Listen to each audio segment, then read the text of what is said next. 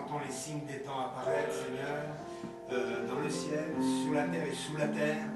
Seigneur, nous ne pouvons plus jouer, Seigneur, dans cette saison. Au contraire, nous devons être humbles et toujours plus humbles jusqu'à ce que tu nous rattrapes, Seigneur, et que tu entres en nous, Seigneur Jésus. Nous sommes dans ce temps extraordinaire de la fin. Et Seigneur, s'il y a de la joie, eh bien c'est ici dans ton peuple, Seigneur. S'il y a de la foi, c'est ici dans ton peuple, Seigneur. S'il y a de la puissance quelque part, c'est dans ton peuple.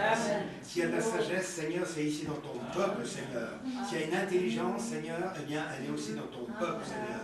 S'il y a de la révélation, Seigneur, eh bien elle est aussi dans ton peuple, Seigneur. S'il y a de l'amour véritable, sincère, sans hypocrisie, elle est dans ton peuple ce soir, Seigneur. Peu importe ce que nous avons fait, Seigneur, ce que ton peuple a fait, ton sang nous purifie totalement de chaque péché, Seigneur. Car nous les confessons, nous savons, Seigneur, nous connaissons notre manque de position.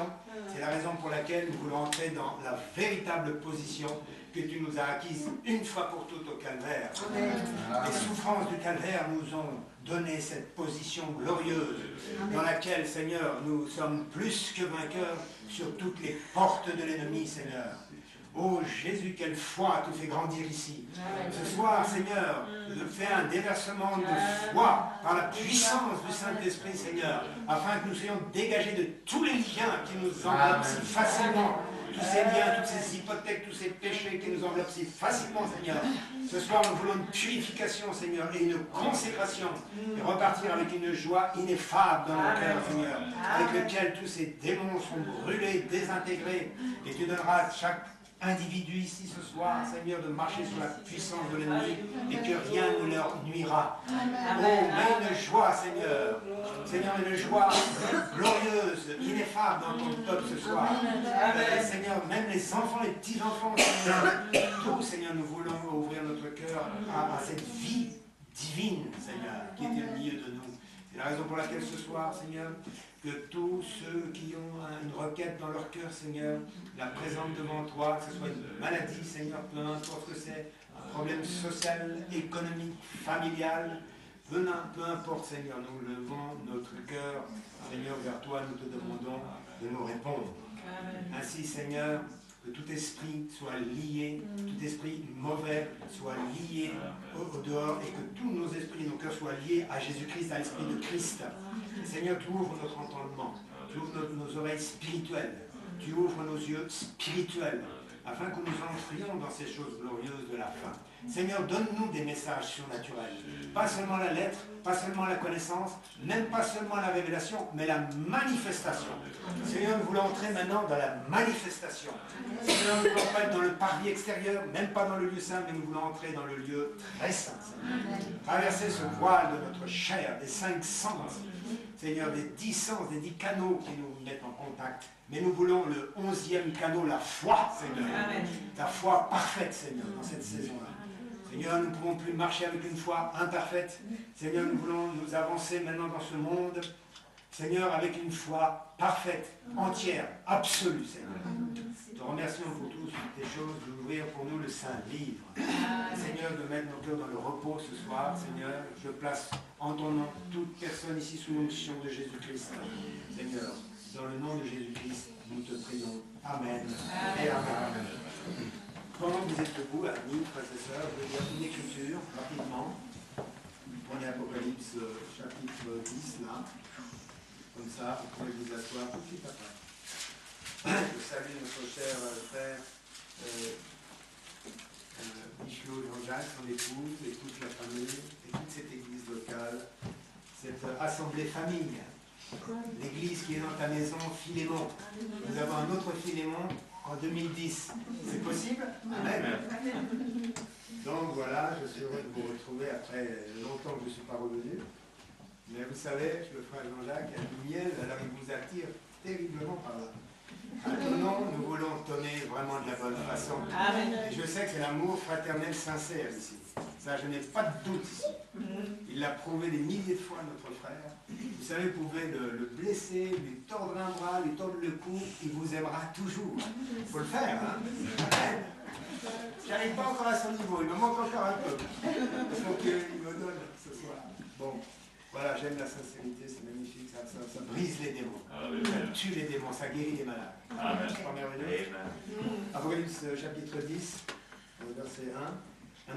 Je vis un autre ange puissant qui descendit du ciel enveloppé d'une nuée, au-dessus de sa tête était l'arc-en-ciel. Et son visage était comme le soleil, et ses pieds comme des colonnes de feu. Il tenait dans sa main un petit livre ouvert et non pas fermé. Posa son pied droit sur la mer, son pied gauche sur la terre, et il prend possession de quelque chose. En tout cas de nous, de l'épouse. Et là il cria d'une voix forte, comme rugit un lion. Voyez? Et quand il cria, les sept tonnerres firent entendre leur voix, et quand les sept tonnerres firent entendre leur voix, j'allais écrire. Donc pour écrire quelque chose qui n'aurait pas été audible, ce serait bizarre. Donc ça a été parlé, ça a été entendu, il pouvait écrire tout. Mais regardez ce qui est écrit. J'ai entendu une voix du ciel qui disait « Scelle ce qu'on dit les sept tonnerres ». Et quand vous scellez quelque chose, ça veut dire que vous avez un objet dans la main et vous scellez sous quelque chose. Donc il avait un objet, une substance qui n'est pas écrite, vous voyez. Ce n'est pas de l'invisible, ce n'est pas rien ces sept tonnerres, ce n'est pas du vent, c'est une réalité. Scelle ce qu'on dit les sept tonnerres, ne l'écrit pas. Et l'ange que je voyais debout sur la mer leva sa main droite et jura par celui qui vit au siècle des siècles, qui a créé les ciels, la chose qui sont, la terre, les choses qui sont, la mer, les choses qui sont, qu'il n'y aurait plus de temps.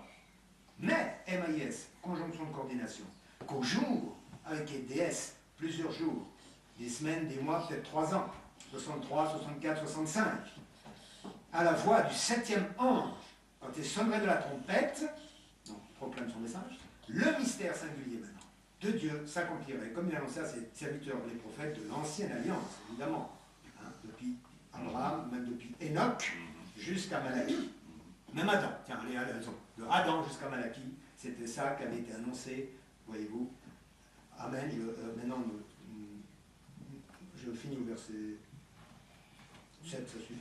Seigneur, nous te remercions pour cette écriture, qui est bien sûr une des écritures les plus combattues au monde, en tout cas dans ce message. Le diable n'y comprend rien, il veut que personne ne comprenne rien du tout là-dedans. Mais Seigneur, avec ton aide ce soir, nous allons essayer d'approcher ce mystère et de comprendre, car il est relié à tout le reste de la Bible. Il est indissociable des Écritures. Seigneur, il faut s'approcher avec l'amour, l'humilité, la simplicité dans ce texte, que tu puisses nous aider ce soir à retrouver quelque chose qui a été perdu, que nous allons retrouver ce soir avec l'aide de mes frères et mes sœurs, dans le nom de Jésus-Christ. Amen et Amen. Amen. Vous pouvez vous asseoir si vous voulez. Donc, amis, j'ai un petit titre là, si vous voulez écrire ou les vendre. Les sept tonnerres décèlent notre héritage. Vous ne pouvez pas parler de cela sans qu'il y ait quelque chose derrière. Mais vous, j'essaie d'être le plus concret possible pour que ça soit réel. Je vais vous donner un petit témoignage.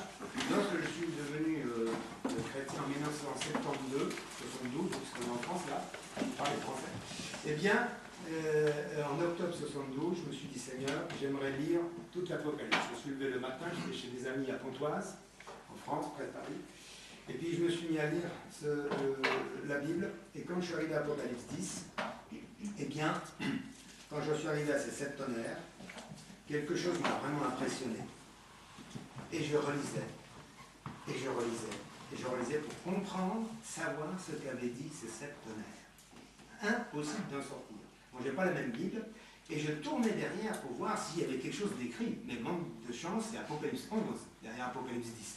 Alors, comme j'étais simple, j'ai voulu séparer les pages qui sont dites en 2 morceaux pour voir si c'était écrit. Et le prophète dit, c'est cependant inclus dans l'écriture, les 7 tonnerres. Il l'a dit, ce n'est pas moi. Donc vous voyez, le Seigneur, avant de connaître le message, avant de connaître le prophète, avant de connaître tout ce qui a été parlé là-dessus, déjà le Saint-Esprit m'avait déjà connecté là-dessus.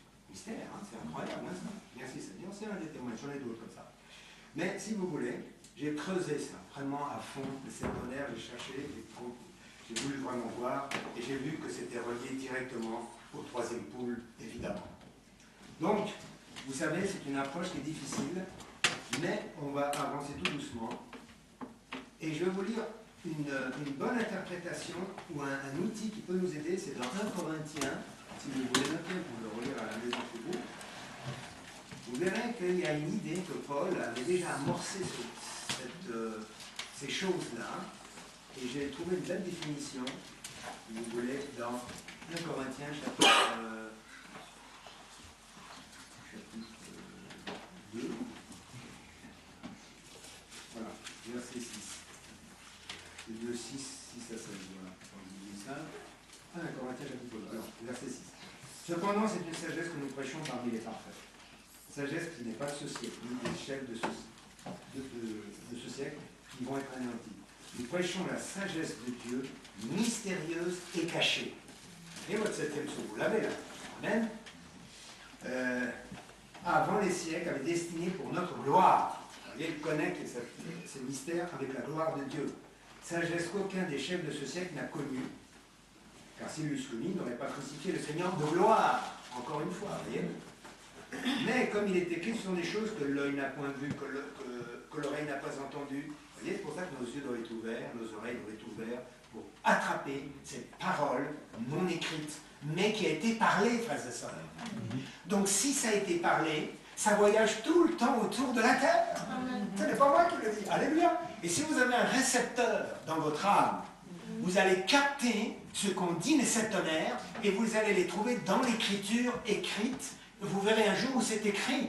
Le frère Joël nous a dit ça dans les années, au début, quand il me prêchait beaucoup sur les septonnaires, c'était vraiment le champion de ça. Hein. Il nous apportait ça. Moi, j'étais là, foudroyé. Je dis, mais c'est vrai, c'est formidable. Il y a frère Chanson, il y avait toi, il y avait tous les autres. Et voyez-vous, mais un jour, nous devons pouvoir poser nos mains et dire, ceci est cela. Parce que dans le brouillard, moi, je ne peux pas vraiment conduire. C'est très dangereux, n'est-ce pas? Vous devez freiner, vous allez à petit pas. Donc, je continue. Nous sommes ici.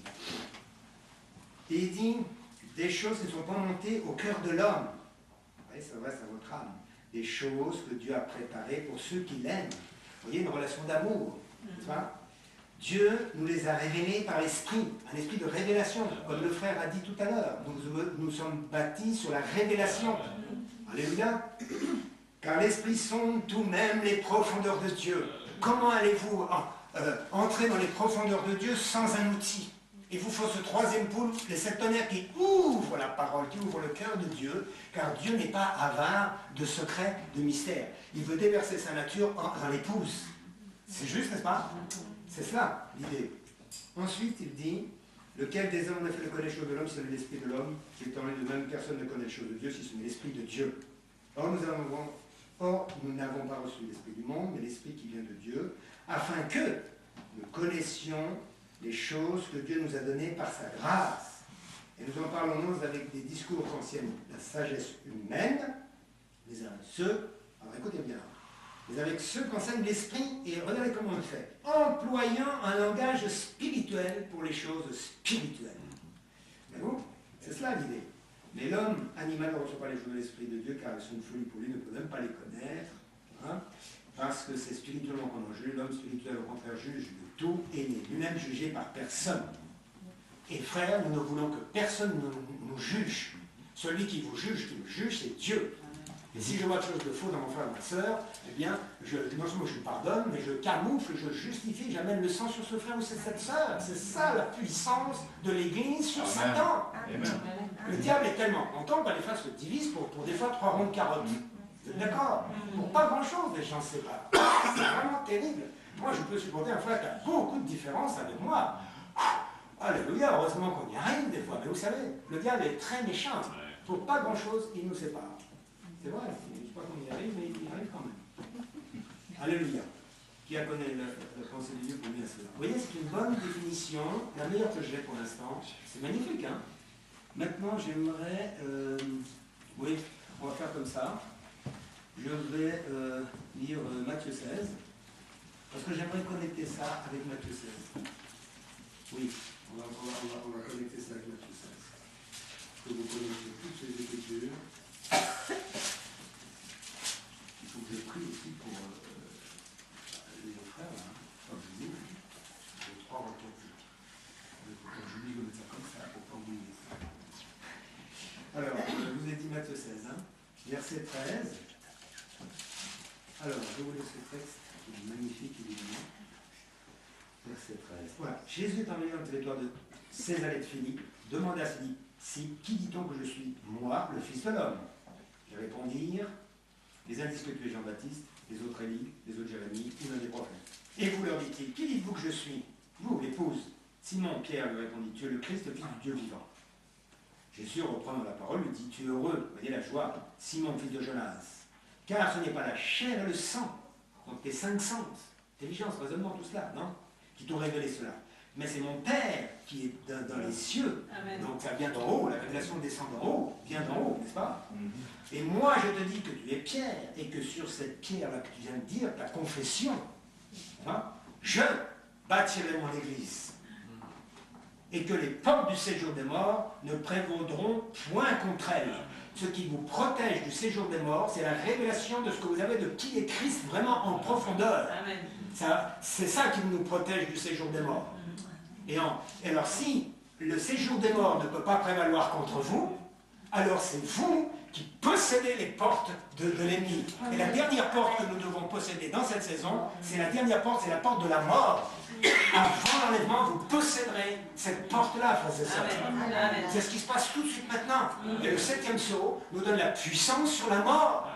Amen. Puisque nous avons été enlevés dans le mystère du 7e sceau, nous sommes déjà enlevés potentiellement. L'apôtre Paul dit dans Romains 8, vous êtes déjà glorifiés. Amen. Parce qu'à la croix, Jésus n'a pas rien fait. Il a dit, tout est accompli. Amen. Même la mort a été engloutie par la vie. Amen. C'est pour ça que vous vous sentez bien, frères et sœurs. Alors vous pouvez marcher sur les serpents, sur les scorpions et sur toute la puissance de l'ennemi, et rien ne vous nuira. Le séjour des morts ne peut plus. C'est gagné, frères et sœurs. Parce que le sang de Christ est en vous. Vous avez la main de la parole vivante qui est dans votre âme. Amen. Vous êtes indestructible, vous êtes invincible. C'est pour ça qu'il nous faut cette foi. Oh, le frère a parlé de la foi. Bravo. Je vais revenir vite, ça, pendant que c'est chaud là, je vais vous dire ce qui s'est passé. On roulait là, il y a 15h20, je crois, le sac, hop, une révélation qui est descendue. Alors j'ai dit, je vais leur dire, c'est tout frais, tout frais, tout frais. Ça, c'est la dernière nouvelle qui vient de tomber. Amen. Regardez ça. Moi-même, j'ai été surpris. Et ça fait des années que je cherchais ce mystère, et Dieu me l'a révélé juste avant de venir là. Amen. Merci. Ça fait au moins 30 ans que j'attends ça. C'est quand même bien, hein, 30 ans après, les nouvelles tombent peut-être tard, mais quand même au bon moment. Et le frère, et là, ça tombe bien. Non, je cherche cette nouvelle, je la cherche, vous voyez. C'est pas ça, c'est pas ça. Ah oui, elle doit être ici.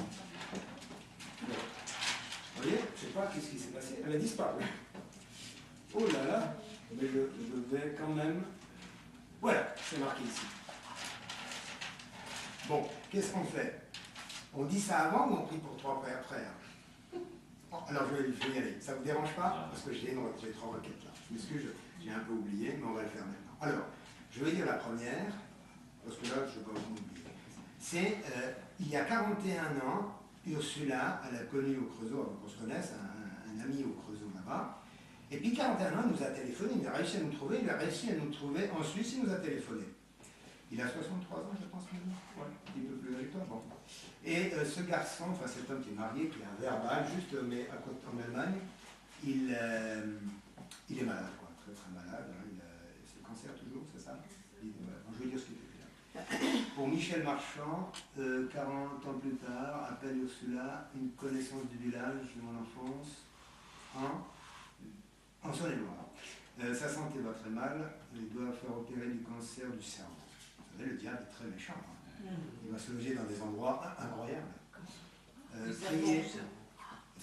Prier afin qu'il n'y ait pas de conséquences lourdes d'infarctus, c'est ça? Voilà. Ça, c'est la première requête. La deuxième, c'est pour Alexandre, donc le frère d'Ursula que quelques-uns connaissent ici. Doit s'opérer du nombril, donc il y a une opération, mais qui se passe pas trop bien, hein, c'est ça. Hein? Donc demain, il va faire l'échographie à cause des douleurs après l'opération. Voilà. Et la troisième, c'est le frère Pin, que plusieurs connaissent ici, de Paris, qui, on lui a enlevé la rate il y a quelques années, en 92, je crois, c'est ça. Donc, si vous voulez, il produit plus de plaquettes, ou moins. Alors, le corps doit les trouver ailleurs. Et vous savez que la moyenne, c'est 300 000 plaquettes pour nous. Qui sait qui connaît un peu qu'on va avoir chaque année? Chaque jour, c'est 400 000. Hein. C'est 400 000 maximum, je crois. Et là, le frère est tombé à 8 000. C'est-à-dire, il est à 2 doigts de mourir. Donc, c'est pas très bon, il est à l'hôpital. Alors, on va prier aussi pour lui, courtement, là, avec vous. Il faut que vous me l'aidiez, on va prier pour ces 3 personnes. Michel Marchand, frère Alexandre, qui est chrétien. Il s'est converti, Alexandre, le frère de celui-là, s'est converti à Jésus-Christ. C'est une bonne nouvelle, hein. On rappelle, elle a prié autrefois. Hein. Et le frère Pain, bien sûr, est chrétien depuis pas mal d'années, depuis 40-45 ans. Cher Père Céleste, avec cette puissance de foi qui est ici dans cette église, nous commandons, Seigneur, comme le prophète l'a fait, à ce démon de cancer, cette tumeur cancéreuse dans le cerveau de Michel Marchand, qui nous a appelés et qui nous écoute, et il est intéressé aussi pour la parole. Eh bien, Seigneur, j'envoie la parole de guérison dans son corps, afin de faire fondre ces tumeurs cancéreuses, et que la radio découvre rien du tout, Seigneur, qu'il n'y a rien d'apparent et qu'il soit en bonne santé. Seigneur, par les droits légaux du calvaire, nous déclarons ce garçon entièrement guéri. Alexandre, mon frère, notre beau-frère, le frère d'Ursula, Seigneur, cette opération qui n'est pas net, Seigneur, eh bien, nous te prions vraiment d'intervenir pour que ça soit entièrement rétabli et qu'il n'y ait aucune séquelle après cela. Seigneur, nous commandons à Satan de retirer ses mains, sales et dégoûtantes. Et glisse tes mains, Seigneur, toi, glorifier, poser ta main sur son corps, Seigneur, sur le cerveau aussi de Michel, et qu'il soit guéri vraiment. Je te remercie, je te demande aussi pour frère Pain. Tous ces cellules sanguines, Seigneur, tout ce désordre, il manque des plaquettes. Seigneur, ce soir, avec toute l'église ici, nous demandons une multiplication de plaquettes au nom de Jésus-Christ. Qu'il puisse y en avoir 200 000, Seigneur, pour sortir des problèmes, quels qu'ils soient. Seigneur, qu'il y ait un miracle de création, bien sûr, dans les hommes qui créent, au travers du sang. Nous parlons la parole, afin que ça soit redressé dans son corps, dans son corps, qu'il ait une résurrection, Seigneur, une vivification, Seigneur, par la puissance vivifiante du Saint-Esprit. Nous te demandons aussi pardon pour nos propres péchés, Seigneur, car nous savons que notre prière pourrait être bloquée. Eh bien, Seigneur, nous sommes exaucés, Seigneur. Nous te remercions pour la grâce de la prière pour nos frères et sœurs, dans le nom de Jésus-Christ. Amen. Gloire à Jésus. Oh, merci Seigneur. C'est une prière de combat. Vous savez, vous pouvez intercéder, vous avez les prières des demandes, et après vous pouvez aussi intercéder pour les autres. Et c'est à ce moment-là que vous passez de vous aux autres, c'est la prière de combat. Prière courte mais efficace. Maintenant, ce que j'aimerais, frères et sœurs, c'est que nous ayons des exaucements. Nous ne pouvons plus être dans la connaissance seulement, la lettre. Nous ne pouvons pas seulement être dans la révélation, ce qui est très bien. Maintenant, au troisième niveau, nous devons être dans la manifestation de ce que nous faisons. Nous voulons voir nos prières exaucées. Alléluia. Quand la maman a son petit bébé ou son petit enfant qui est malade, Seigneur, tu guéris. Oups. Vous voyez? Parce que quand on voit nos sœurs qui travaillent, on les voit porter les enfants, elles ont un ministère formidable, eh bien, elles veulent tellement que tout le monde soit en bonne santé. Oh, merci Seigneur. Donc, frères et sœurs, j'aimerais que ça se déclenche au milieu de nous. C'est ce que nous désirons. Alors voilà, je me posais cette question, vous savez, on parle de la foi. Qu'est-ce que c'est que la foi? Est-ce que c'est croire? C'est pas vraiment suffisant. Est-ce que c'est ceci? Est-ce que c'est cela? On ne sait pas. En fait, la foi, si vous voulez, ça sous-entend un vide, un espace à remplir. Vous êtes d'accord? Alors, je me suis dit, il y a quelque chose qui doit être plus que la foi. Bien sûr, je le mets un peu entre guillemets, parce que je ne veux pas après me faire attaquer dehors, là. Parce que si vous commencez à dire des choses nouvelles, des choses, ils sont. Mais je sais qu'ici, je n'ai pas de problème. Ici, vous m'avez toujours gardé vivant jusqu'à ce jour. Donc je vais vous dire quelque chose que j'ai reçu, puisqu'on l'a reçu il n'y a pas loin. C'est au moment où on a les échangeurs au hôpital, c'est l'autoroute derrière moi. Et voilà ce que j'ai écrit là tout de suite. Qu'est-ce qui pourrait aller au-delà de la foi? Quand on voit l'absolu qu'il y avait en Jésus-Christ, et même dans le prophète. Qu'est-ce qui peut donc aller plus loin que la foi? Il y a quelque chose quand même qui va plus loin que la foi. Vous avez une idée? Le frère en dirait qui dit Amen. Je ne sais pas. Eh bien sûr quelque chose qui va plus loin que la foi, je crois. Bien sûr, ce qui est au-dessus de la foi, c'est Dieu. Est-ce que Dieu avait besoin de croire quand il commença à créer les cieux et la terre? En qui il doit croire? En quoi il doit croire? Est-ce que vous croyez que Dieu a besoin de faire un déplacement pour croire? Ou pour avoir la foi? Impossible, ça ne tient pas debout. Donc vous voyez que maintenant on est déjà au-delà de la foi. Et regardez ce qui va se passer. Ce qui est au-dessus de la foi, c'est le Créateur. Lui, il fait sortir du néant quelque chose. Une galaxie, par exemple. Donc il ne s'appuie pas sur nous, sur quelque chose, pour essayer d'accéder à un résultat. Vous voyez maintenant?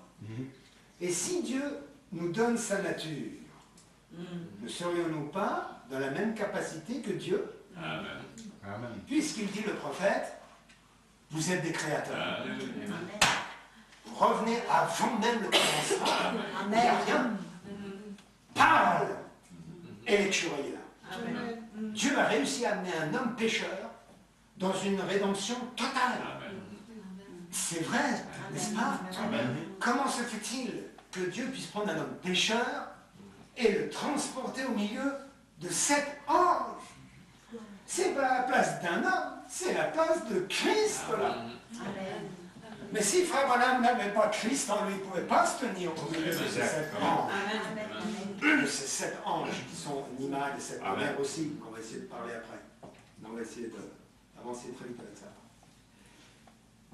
Donc, voyez-vous, lui, il est le créateur, il produit ce que j'ai, je te le donne. Et Pierre a dit, ce que j'ai, je te le donne. Il a eu la foi, il n'a aucune foi, il est déjà bien au-delà de la foi, notre ami Pierre. Il a donné la substance directement à cet homme qui était par terre. Vous avez vu? C'est de la création. Vous êtes déjà... Et qu'est-ce qui est... Alors attendez, je vais continuer, vous allez voir. Ça, c'est le type de propriété que Adam avait perdu. Amen. Et voyez-vous? Mais vous devez le retrouver quelque part. Amen. Et le prophète va en parler dans quelques minutes, là. Et vous voyez déjà ce qui va se passer. Amen. Bon. À ce niveau-là, vous êtes fusionnés en Dieu et Dieu en vous. Amen. C'est ça l'idée du troisième pôle. Amen. C'est que Dieu vous fusionne avec lui-même. Et c'est ça le mystère du troisième pôle. Et vous êtes alors comme Dieu, à la même image par homme, à la stature parfaite de Christ. Pourquoi moi? Pourquoi les gens doivent rester toujours en dessous de leurs privilèges? Dieu, par la calvaire, nous fait accéder à ça, à la perfection. Amen. On doit marcher comme ça, c'est la saison maintenant. C'est la saison de dépasser toutes les exigences, c'est pas? Nous devons être là-dedans. Alors bien sûr, ça ne va pas durer longtemps cet espace-temps, parce que si vous avez au bureau avec une onction terrible, les autres ne pourront pas tenir. Ils tomberont dans l'esprit peut-être. Vous avez des réunions de prière tous les jours, frère. Hein, les patrons, là, les grands responsables, ceux qui ont des responsabilités. Moi le premier d'ailleurs, parce que il y aura les ouvriers partout, là, ça sera terrible. Mais ça me dérange pas, on peut avoir aussi ça va changer un peu. Amen. Il y en a qui marchaient Finel, alors après ils marchaient, puis les gens tombaient. Alors pourquoi pas nous, hein? Vous voyez? C'est intéressant ça. La foi sous-entend un vide, mais le Créateur remplit ce vide. Vous commanderez, la chose sera là. C'est ici la saison. Bon. Et regardez ceci. Quand la foi arrive à sa fin ou à sa plénitude, alors elle tombe ou elle se fond dans l'amour divin. Voyez-vous que l'amour divin est au-dessus de la foi. Parce que vous ne pouvez pas avoir de foi s'il n'y a pas cet amour qui se tient quelque part. Vous, la foi est agissante par l'amour. Écrit même dans cette Bible. Cela absorbe, donc l'amour absorbe toutes les vertus, y compris la foi. Voyez-vous? Et Dieu est amour. Donc, frères et sœurs, nous sommes sur un fondement extraordinaire. Vous pouvez connecter le troisième pôle avec l'amour divin. C'est facile. Parce que là, le prophète a dit amour divin. Amour. C'est écrit dans et là, il a bien placé les 7 tonnerres ou pas? Les 7 tonnerres coiffent la pyramide. Donc, c'est connecté. Et vous avez remarqué que le prophète dit les 7 tonnerres donneront cette grande foi.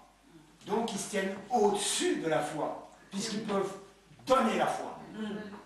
Vous ne pouvez pas encore donner la foi. Il faut que vous la receviez pour la donner. Et à ce moment-là, vous rentrez comme créateur, donc le troisième pôle est déjà là. Amen. C'est magnifique ça. C'est ça qu'il nous faut avoir. Et nous allons entrer rapidement là-dedans, frères et sœurs. Ne vous inquiétez pas. Ça va venir. Donc, ce que je voulais vous faire dire, ce que je voulais vous montrer, que vous puissiez voir, c'est que le prophète a dû prêcher les 7 sceaux écrits, dans lequel, donc surtout les 6 premiers sceaux, où il prêche, où il révèle les mystères au pluriel. Mais quand il en arrive au 7e sceau, connecté aux 7 tonnerres, il parle au singulier du mystère de Dieu. Et ce mystère de Dieu prend ce livre d'Apocalypse 10, l'ange ouvert, qui est plus un livre pour révéler, mais pour donner la substance de Dieu dans nos âmes. C'est le temps où il passe de agneau médiateur avec les mystères, de lion comme réclamateur. Les sept tonnerres réclament l'époux, c'est pour l'enlèvement. C'est le livre de rédemption. C'est plus le salut à travers la médiation, l'intercession. Quand cette œuvre est finie, il doit réclamer son héritage. Amen. Ce livre n'est pas pour le salut commun. C'est le livre de l'époux, c'est le livre de vie dans lequel les noms sont inscrits. Amen. Amen. Pour la première résurrection. Je ne parle pas de la deuxième résurrection, qui est la grande foule. Faites attention, le livre est en deux morceaux, en deux parties plutôt. Avez-vous vu cela? C'est ça l'idée. Amen. Merci Seigneur. Ça ne pouvait se passer que dans cette saison. Ce n'est pas possible avant. C'est la raison pour laquelle, en 63, c'est le grand mystère de Dieu qui commence là à se déverser sur les nations. Donc les nations épousent ceux qui devaient recevoir ce message de la fin des temps. Voyez-vous, frères et sœurs? Donc là, je vous ai écrit déjà beaucoup. Donc, je vais ici continuer. Voyez-vous? Je vais vous lire ce témoignage que j'ai reçu. Vous savez, c'est le lien que vous avez reçu. Quelques-uns le connaissent, vous savez. Et là, est-ce que vous connaissez John Lake, dans les débuts de l'Afrique du Sud, qui était un ministère de guérison extraordinaire, de révélation. Et là, je vais vous montrer quelqu'un qui a reçu le baptême du Saint-Esprit, et vous allez voir l'effet que ça fait déjà à l'époque. Amen. Alors, dans mon ministère d'Afrique du Sud, j'avais un prédicateur du nom de Von Buren. Ce nom signifie feu. Von Buren avait d'abord été un boucher, charcutier dans la ville de Johannesburg.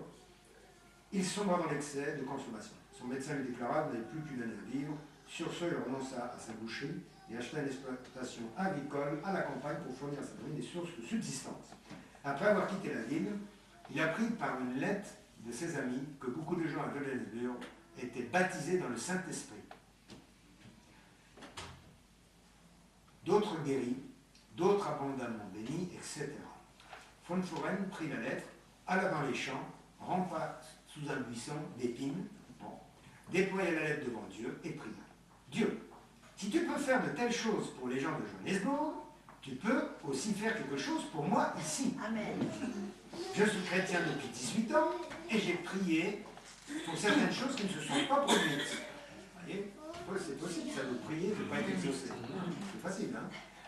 Seigneur, si d'autres peuvent être baptisés dans le Saint-Esprit, moi sûrement aussi. Amen. Si le cœur d'autres personnes peut être purifié par la puissance divine, ça j'aime beaucoup. Le cœur purifié nous donne face droit au baptême de l'Esprit. Ça va vite derrière. Cette même puissance peut aussi me purifier. Amen. Et l'humilité là. Hein. Si d'autres ont pu être guéris, alors tu peux me guérir aussi. Vous avez entendu, il a 18 ans de christianisme déjà. C'est pas un total converti là. C'est déjà quelqu'un qui l'a dit. C'est pas moi qui le dis, il l'a dit.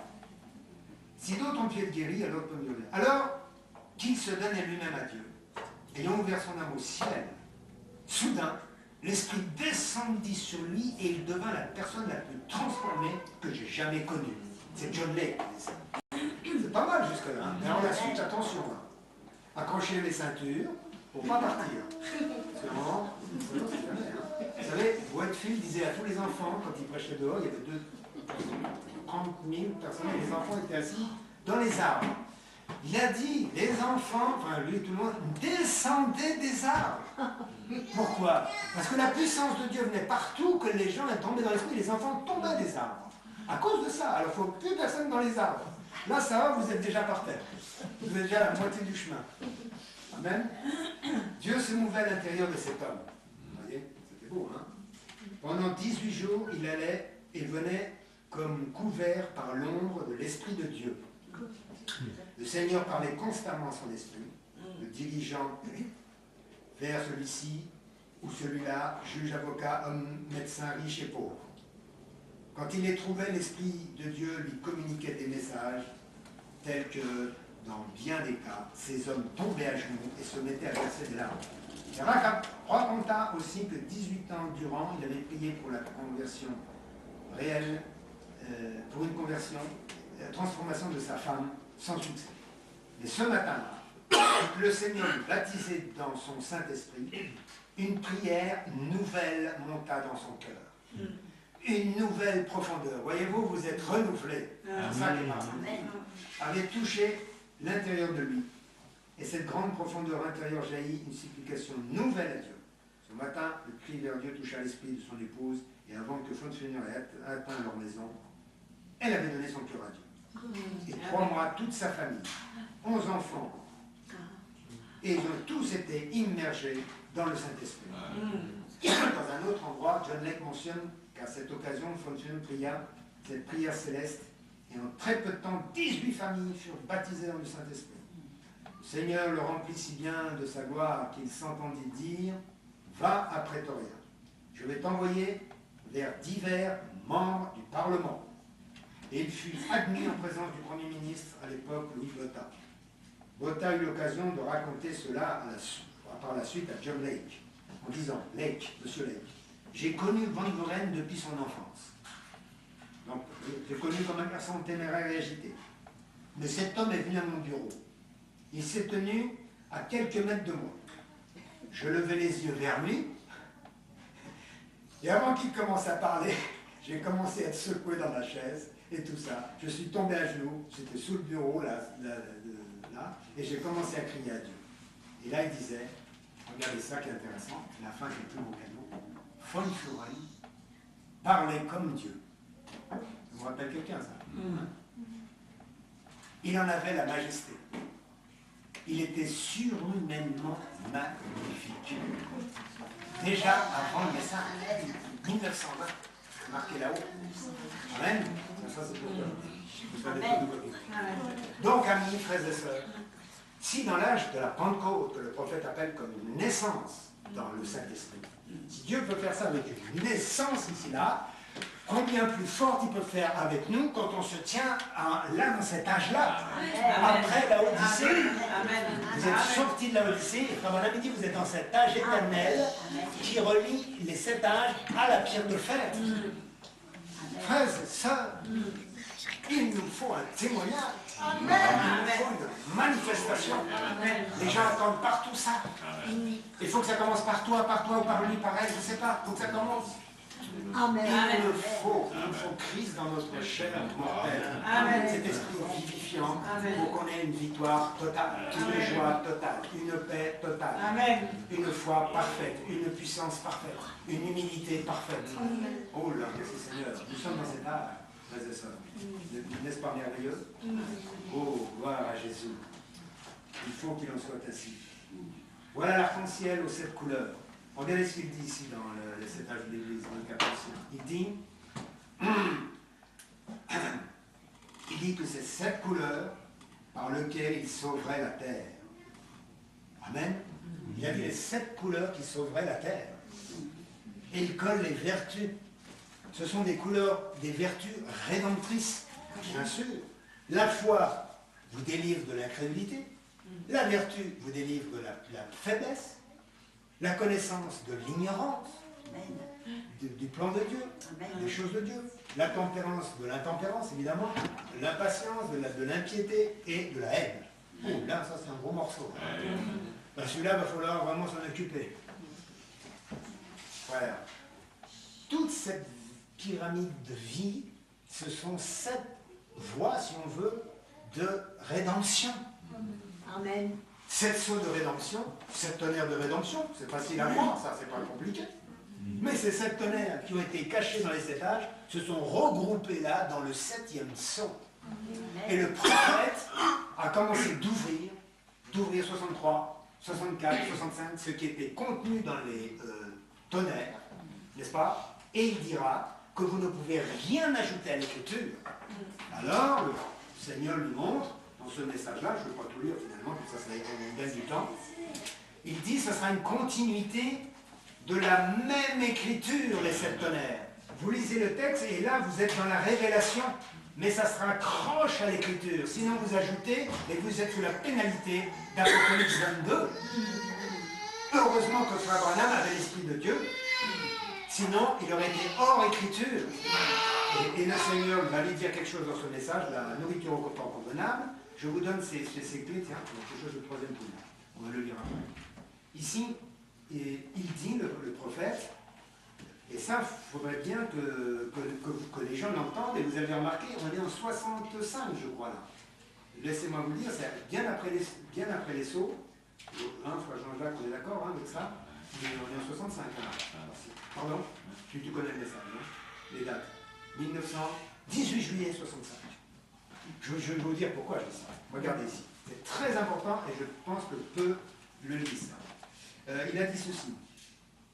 Il dit, alors, l'ancien des jours, dont les cheveux étaient blancs comme de la laine, Seigneur, je ne sais pas quoi dire, j'ai cette responsabilité, or ça, c'était les sceaux, souvenez-vous, avant que les sceaux soient ouverts, peut-être une année ou plus avant. Et là, je priais, Seigneur, qu'en était-il? Alors, vous allez voir quelque chose. Il faut comprendre, il dit avant les sceaux et après les sceaux. C'est pas moi qui le dis, c'est lui. N'est-ce pas? Et il dit, là-bas, au commencement des 7 sceaux, quand les 7 anges sont descendus sous forme de pyramide, hein, voyez-vous, ils se sont tenus là, ils m'ont dit de revenir pour parler de ces 7 sceaux qui seraient avec moi et me montrer de quoi il s'agissait, les choses qui avaient été perdues. J'avais toujours pensé que c'était scellé au dos du livre, donc à l'extérieur, regardez l'erreur, et que ce serait quelque chose qui n'était pas écrit dans le livre. Voyez-vous l'erreur? Regardez ce qu'il va dire le frère Branham, ce n'est pas moi. Qu'il n'était pas écrit, mais que c'était avéré. Ce qui a été divulgué là, c'est qu'il ne peut pas faire ça. Ce n'est pas quelque chose qui est écrit dans le livre, c'est quelque chose qui était tenu, caché dans le livre. Donc pas à l'extérieur, ni un écrit complémentaire. Surtout pas. Car quiconque retranchera une seule parole et ajoutera une parole, voyez-vous, serait sous le jugement. C'est un mystère qui se trouvait dans le livre pendant les 7 âges de l'Église. Voyez-vous, mais pas connu par les 6 premiers messagers. Bien entendu, ça devait être voilé, parce que si on avait connu ça au début, ça aurait créé des grands dommages pendant les 7 âges. Voyez-vous, je peux vous dire plein de raisons. Mais là, je ne vais pas le dire maintenant, ça n'est pas la peine. Chacun d'eux produit un mystère, toutes ces choses, celui du baptême d'eau, etc. Voyez-vous, donc, vous ne pouvez pas mettre les tonnerres en dehors du livre, vous devez les laisser à l'intérieur du livre. Et ils ne seront donnés que par révélation. Amen, amen. Sur l'écriture écrite. Vous devez faire partir le mystère depuis l'écriture. C'est ça qui est glorieux. C'est pour ça que toutes ces sectes ont des révélations, mais hors écriture. Nous l'avons dans l'écriture. Voilà la grande différence. C'est pour ça que vous ne pouvez pas être condamné, frères et sœurs, en croyant la parole non écrite. Ça nous fait du bien, hein, là. On se sent bien, là, parce que sinon, vous êtes attrapé, hein, vous recevez des coups de bâton. Moi, je ne pense pas aux coups de bâton. Amen. Donc, frères et sœurs, Dieu est amour. Et ici, il dit ceci, il dit cette glorieuse pierre précieuse, Christ, quelque chose de parfait. À 33 ans et demi, Dieu l'a fait passer par la grande broyeuse, et s'en étant pareil, a commencé à lui donner sa forme, l'a taillé, brisé, blessé pour nos péchés, brisé pour nos iniquités. Le châtiment qui nous donne la paix est tombé sur lui, et par ses meurtrissures, nous sommes guéris. Qu'a fait Dieu à cet homme parfait? Il n'y en eut qu'un seul dans le monde entier, un seul, et ce fut lui. Dieu l'a ciselé, il était blessé pour nos péchés, parce que j'étais pécheur, il laissa la lumière de l'arc-en-ciel des 7 âges de l'Église m'éclairer pour que je sache qu'il était blessé pour mes péchés. Voyez-vous, 7 couleurs rédemptrices pour le monde, il l'a dit tout à l'heure. Il faut le savoir, ça. Voilà cet arc-en-ciel aux 7 couleurs. Il était brisé pour nos iniquités, etc. Il répète toujours la même chose là. Et il dit, il a taillé pour qu'il reflète, et ses blessures mortelles, le pardon des péchés, la joie, la paix, l'amitié, la bonté, la mansuétude, les douceurs, les réussites, les vertus, les 7 fruits de l'esprit se reflétaient, voilà, vous voyez, plus tard dans son peuple. Il était brisé et formé pour que la lumière de Dieu, brillant au travers du corps de cet homme-là, puisse racheter le monde entier. Merci Jésus. Et vous savez, je prends cette chose-là ici. J'ai eu un songe le 12-12-09. Je vous en ai parlé, je crois. Vous ne l'avez pas entendu ce songe? Alors voilà ce qui s'est passé. Après écouter une cassette d'un homme de Dieu, formidable, bon, un nouveau qu'on ne connaissait pas. On monte à l'étage parce qu'il faut monter pour dormir, les chambres sont haut. Et là, je me trouve vers 5 h du matin, dans la nuit, parce que je me suis réveillé, c'est pour ça que je suis quelle heure il était, évidemment. C'est à la fin d'un orage, et je me trouve au sommet d'un immeuble, d'un locatif, et puis c'est très grand salon et un très grand balcon qui va dehors. Et là, bien sûr, comme Ursula toujours, elle était là avec moi, il y avait 2 autres personnes, et on cherche l'arc-en-ciel. Toujours après l'orage, où est l'arc-en-ciel? On cherche dans les feux, ah, il est là-bas. Toujours comme ça, avec Ursula, on cherche l'arc-en-ciel après les orages. Bon, il y a toujours des nuages dans le ciel, imaginez-vous. Et la fenêtre, le balcon qui est beaucoup plus grand que ça, qui était ouverte, et on cherchait cet arc-en-ciel, et les 2 personnes qui étaient avec nous là, il dit, il est sur toi, Jackie. Il est sur toi. Et ils m'ont dit, quel chanceux, quel vénard. Tant mieux, c'est ces 2 mots-là que je les ai entendus clairement. Tout ce que je vous dis, c'est ce que j'ai entendu dans le rêve, j'invente rien. Alors, c'était comme un croissant, un arc-en-ciel, que je saisis comme une substance, si vous voulez. Et alors, je sors sur ce balcon, je faisais pas loin de 4 mètres comme ça, voyez-vous, et je cherche pour voir à l'extérieur, dans le ciel, où se trouve l'arc-en-ciel. Voyez-vous? Et je regarde vers le ciel, et en levant ma tête vers les nuages, qui ont un accent un peu rougeâtre, blanc, grisâtre, etc., un peu toutes les couleurs, ils se déplacent, si vous voulez, dans le ciel, et à un moment donné, les nuages se rassemblent, et qu'est-ce que je vois? Le visage de Jésus. Christ, exactement, à peu près comme celle d'Hoffmann, mais comme presque plus jeune, mais vous voyez, très frais. Et il me regarde, et là, il n'y avait aucune condamnation, alors ça c'est magnifique, hein. Jésus vous regarde sans vous condamner, c'est déjà formidable. Hein. Et là, une voix me dit, elle me parle, et me dit, tu vois, tu es bien au-delà du péché. Voyez-vous? Voilà, ce sentiment, cette onction de visitation me montrait que j'étais bien au-delà d'une condition de péché. Voilà. Et je commence tout en regardant le ciel, et je suis en train d'être à ce moment-là enlevé de mon corps. Si vous voulez, mon esprit, mon âme part, mais mon corps reste par en bas là. Voyez-vous? Bon. Et puis, je veux retrouver mon esprit, évidemment, parce que ça se sépare. Mon esprit revient dans moi, dans mon corps, et puis ensuite cet arc-en-ciel s'en va dans l'éternité. Voyez-vous? Et aussitôt ça s'arrête là, et je me réveille, et enfin je ne me réveille pas encore tout à fait, mais la voix qui vient sur moi me dit, c'est l'enlèvement est sur vous. Alors, qu'est-ce que vous pouvez dire de plus? Rien. C'est ça l'idée. Alors, c'est un son, je le connecte avec ça, parce que je l'ai vu tout à l'heure, je l'ai fait récemment. Et là, je marque après, nous devons être prêts, j'étais là comme prêt. Ce sont des avertissements, ce sont des onctions d'enlèvement. Vous voyez? Donc on est dans un temps spécial. Je ne sais pas comment l'interpréter, mais frères et sœurs, nous sommes dans une saison où il a dit que nous aurons des songes et des visions dans les derniers jours. L'Esprit viendra sur tout ça, nous aurons des visions, des songes. Donc il faut qu'on sache que ça va venir de plus en plus. Vous voyez? Je m'attends vraiment à de grandes choses dans ces derniers jours. Ça nous l'a voulu, ça nous l'a voulu. Je vais vous donner un petit indice encore là, pour la fin, avant la fin. Qu'est-ce qui va se passer comme signe avant la fin? Avant l'enlèvement.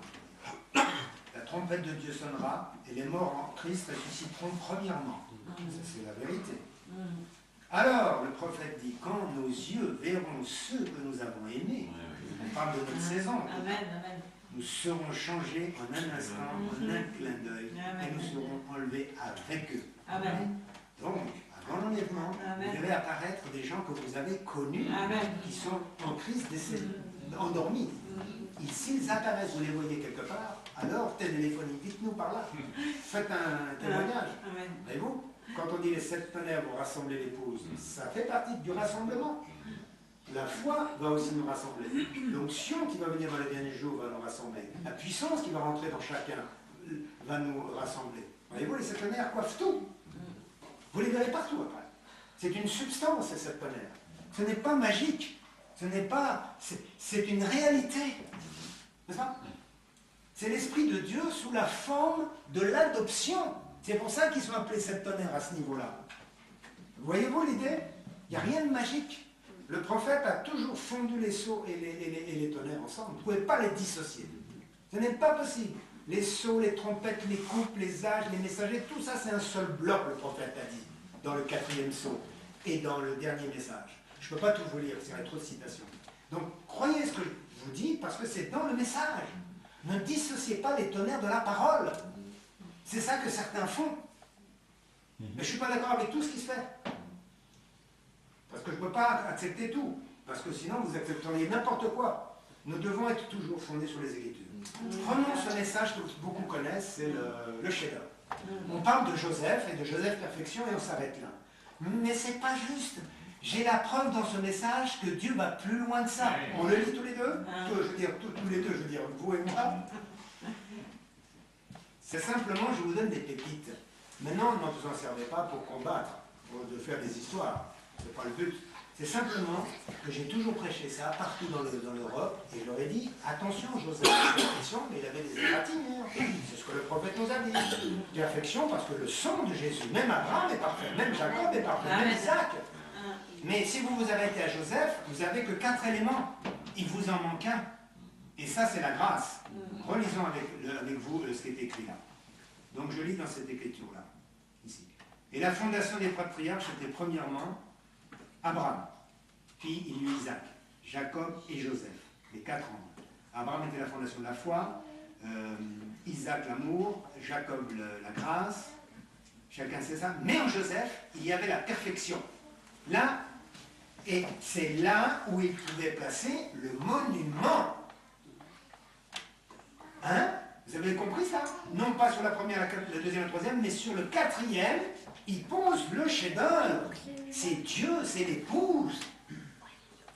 C'est pas 4e qui est la fin. C'est le 4e et c'est le 5e, c'est le monument. C'est écrit là. Le français a un sens ou pas? Je me trompe, Jean-Jacques ou pas? Bon, je ne me trompe pas, ça va. Je suis confirmé là par le pasteur, c'est déjà pas mal. Donc je ne m'arrête pas à 4, je ne m'arrête pas à Joseph. Voyez-vous? Il dit que le 5e élément, c'est lui-même qui se pose sur les 4 fondations. La preuve, puisqu'il dit qu'il y a les 4 évangiles et le livre des Actes au centre. Il y a 4 chérubins et Dieu au centre. Vous n'avez jamais 4. C'est toujours 4 plus 1, 5. Alors, c'est quand même pas compliqué. Je parle pour ces gens qui s'arrêtent à Joseph. Moi, j'aime beaucoup Joseph, hein, pas de problème. J'ai aucun problème avec Joseph. Mais je veux voir Dieu dans ma chair. Amen. Je ne veux plus vous voir d'une certaine façon, moi je vous aime beaucoup, mais je veux voir Christ en vous. Amen. Alors votre valeur est dimensionnalisée au point le plus haut. Je glorifier. Je veux vous voir glorifier, vous voulez me voir glorifier. Vous ne voulez plus voir ce vieux Hervieux, évidemment, ça va rime très bien, n'est-ce pas? Mais nous voulons voir Jésus-Christ dans chaque frère et sœur. Et où que la vie coule à travers chacun de nous. C'est beaucoup plus facile de vivre. Amen. Ici, je vais vous dire quelque chose, parce que vous ne pouvez pas. Vous savez, ces 7 tonnerres qui sont là, ce n'est pas pour s'amuser. Au contraire. Il dit, me rappelez-vous, dans l'état où vous êtes ce matin, si vous n'étiez pas dans les pensées à l'époque, alors vous n'y êtes pas maintenant. Mais regardez ce qu'il va dire, il va ajouter quelque chose. Il y a une partie de vous qui est éternelle. Amen. Heureusement. Amen. Regardez ce qu'il dit là. Et ce qui est éternel n'appartient qu'à Dieu. Amen. Le diable ne peut pas toucher cette particule divine qui est en vous, frères et sœurs. Amen. Et cette particule divine, c'est votre âme. Amen. Le diable ne pourra pas toucher cette âme. Dans votre esprit, vous pouvez dérailler, mais votre âme est le germe, parole, logos de Dieu. Vous êtes intouchables. Frères et sœurs, le diable peut vous broyer, vous faire dévier à droite à gauche dans vos pensées, mais votre âme reste intacte. Elle était baignée dans le sang avant la fondation du monde, elle est confirmée par le sang après la fondation du monde. Et Dieu vous a réclamé à la croix et vous confirme par les 7 tonnerres. Absolument, c'est comme ça que ça se passe. Amen. Et nous sommes dans un temps de réclamation, où le Saint-Esprit nous tire bien sûr vers le haut. Vous allez sentir cette puissance vous soulever, frères et sœurs, de vous introduire dans cette vie vivante. Car nous ne pouvons pas rester sur le chemin seulement, sur la vérité, mais nous devons entrer dans la vie. Voyez-vous, frères et sœurs, pas seulement dans le paradis, les reins et le jugement, pas seulement dans le lieu saint, l'argent, mais vous devez en arriver jusqu'à l'or, le propitiatoire, là où vous pouvez être glorifié avec la Shekinah. Entre ces deux chérubins, eh bien, encore une fois, vous avez l'arbre de vie qui est là. Et cet arbre de vie est représenté par cette colonne de feu. Et nous voulons entrer dans l'arbre de vie. Christ est notre arbre de vie. Amen. Tous ces efforts que Dieu a fait à travers les 7 âges, on avait nos 7 sceaux, 7 tonnerres ici, c'est pour une raison précise. Lui, il va vous le dire tout de suite ici, le prophète. Amen. Ici, il dit ceci.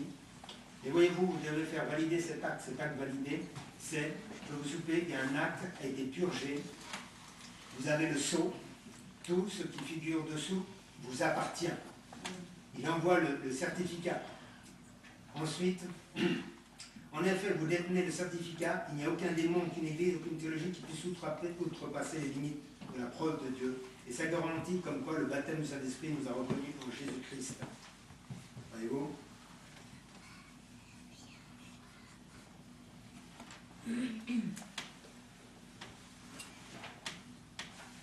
Il dit, le prophète ici, que même si vous avez un acte de propriété, ça ne suffit pas, ce qui est écrit. Il faut que le notaire vienne, confirme que ça vous appartient. Parce que quelqu'un pourrait dire ceci et ceci m'appartient, et dans le cas, celui qui a un droit de regard, c'est le diable. Il dit j'ai ça en elle, j'ai ça, je tiens ça. Oh là là. Toutes les hypothèques, le diable a beaucoup de choses en nous, et je crois qu'il avait la totalité. Parce que vous vous rappelez qu'avant Boaz, il y avait un autre qui avait le droit de rachat. Vous vous rappelez de cette histoire? Et il a dit je rachète à un moment donné. Ah ben dis donc, quelle farce. Le diable qui reprendrait l'épouse pour lui-même. C'était ça le problème. Mais quand il a vu l'exigence et le prix, le coût du prix, il a dit oh c'est pas possible.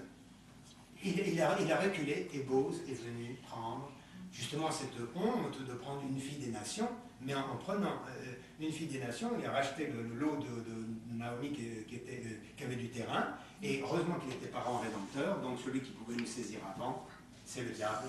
Mais Christ, à la croix, a dû mourir, attraper la mort, qui était l'arme de Satan, et en désintégrant la mort, Jésus, il a lié le diable en même temps.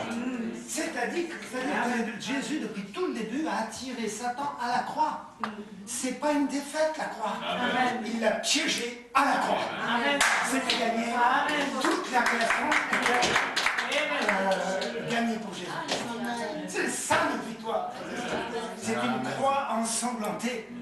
Il dit, l'apôtre Paul, le sang de sa croix, pas d'une croix quelconque. Vous avez vu une croix en bois, mais derrière cette croix, il y avait la vraie croix, une croix invisible. Et c'était cette croix-là qui désintégrait le diable. Heure après heure, minute après minute, parce qu'il a dit le sang de sa croix, une croix qui était cachée en Christ. La croix des Romains, 0. Jésus, il y avait une autre croix que Lucifer et Dieu voyaient. Et c'est cette croix surnaturelle, blanc comme la lumière, qui s'est transformée en pyramide, frère Branham, tu te rappelles? C'est une croix vivante que nous avons faite. C'est pas un bois de chauffage. C'est une croix qui a été lumière. C'est celle-là qui a désintégré le royaume de Satan pour toujours. Amen. Vous marchez sur un terrain sacré maintenant, frères et sœurs. Cette terre sur laquelle vous marchez est entièrement rachetée par le sang de Jésus. Amen. Aucun démon ne peut tenir sur vos pieds. Et toute plante, tout ce que tu marches, c'est t'appartient. Amen. La foi t'appartient. Amen. La vertu, voici votre pays. La connaissance, la tempérance, la patience, la piété, l'amour fraternel et l'amour divin vous appartient à vous. C'est votre livre de rédemption. Amen. Tu peux réclamer ce que tu veux depuis maintenant si tu veux. Demande ce que tu veux, reine Esther. Amen. La moitié du royaume, non, il vous donne la totalité. Amen. Vous savez pourquoi? Parce que dans Apocalypse 3, 21, la Bible dit ceci. Et ça, c'est très intéressant. Alors là, je suis très content de cette verset-là. Comme moi, Jésus dit, je me suis assis sur le trône de mon Père, vous assirez avec moi sur son trône. Dieu vous donne l'autorisation, dans la puissance de ses sept tonnerres, vous donne le droit de vous asseoir sur le trône de Dieu. Amen. Alléluia. Et le trône n'est pas un siège avec des accoudoirs. C'est un domaine, le prophète a dit. Un domaine que je peux vous dire tout, qui n'a pas de fin. Amen. Partout où vous allez, ce trône est sous vous. Mais le trône des miséricordes est descendu en 63 dans le cœur de la fête et maintenant dans le cœur de l'épouse. L'expiation totale est en vous, frères et sœurs. Où trouver le sang? Il est en vous, frères et sœurs. Et le prophète dit, vous êtes le sang par l'esprit. Comment être mieux purifié par le sang quand c'est vous-même le sang? C'est une expiation continuelle qui est en vous, frères et sœurs. Et même quand vous péchez, et le prophète dit, il n'y a que l'Église qui commet des péchés. C'est vrai. Amen. Alors le sang, il est pour qui? Amen. Pour vous. Amen. Ne vous laissez jamais vaincre par le diable dans vos pensées pour vous culpabiliser, car c'est le meilleur moyen de ne pas être adopté. Toute culpabilité doit fondre comme le beurre au soleil dans cette saison. En 2010, vous devez réclamer votre relève. Bon. Amen. Vous êtes en 2010 là. On n'est pas dans le passé, ni dans le futur, ou de plus tard. On est ici maintenant tout de suite, au mois de mars. On est le 7 mars, tiens, 7, c'est pas mal pour le message d'aujourd'hui. Donc, frères et sœurs, nous allons combattre et cette fois-ci vaincre en 2010. Amen. Merci Seigneur. Dieu, par la puissance de ces sept tonnerres, de ce livre de rédemption, vous donne le droit de posséder toutes les portes de vos ennemis à 360 degrés sphériques. Même en haut, même en bas. C'est pas mal ça. Amen. Une petite partie. Non. Je veux le pays complet, en haut, en bas, à droite, à gauche, l'est, au nord. Tous les quatre coins cardinaux. Amen. Vous avez une puissance totale à 360 degrés sphérique. Amen. C'est mathématiquement un peu bizarre, mais vous m'avez compris. Tout vous appartient. Les cieux vous appartiennent. Amen. Toutes ces galaxies que vous avez. Amen. Même l'antimatière. La matière et l'antimatière. Paul nous a dit, les choses visibles ont été faites par les choses invisibles.